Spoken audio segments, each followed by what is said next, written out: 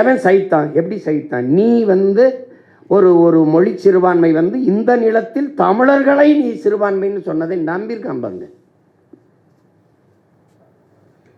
இன்னைக்கு வரைக்கும் நம்பிட்டு இருக்கான் பாருங்க. இப்ப வரைக்கும் நம்பிட்டு இருக்கான்.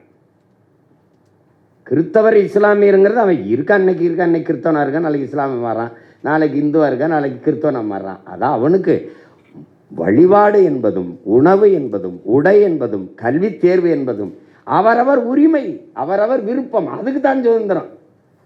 இதைத்தான் நீங்க கும்பிடணும், இதைத்தான் செய்யணும் அப்படின்னு. உலகத்தில் எவ்வளவு பெரிய கொடுமையான நாட்டில் இருக்கும் பாருங்க.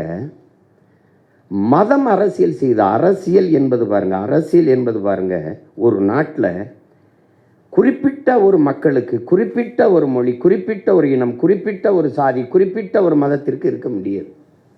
ஒரு நாட்டின் அதிகாரம் என்பது அந்த நாட்டுக்கானது. நாட்டுக்கானது என்றால் மக்களுக்கு மட்டுமானது அல்ல.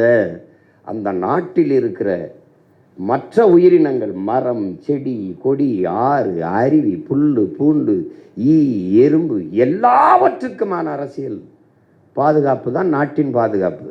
அதுக்குள்ளதான் மக்கள் இருக்காங்க.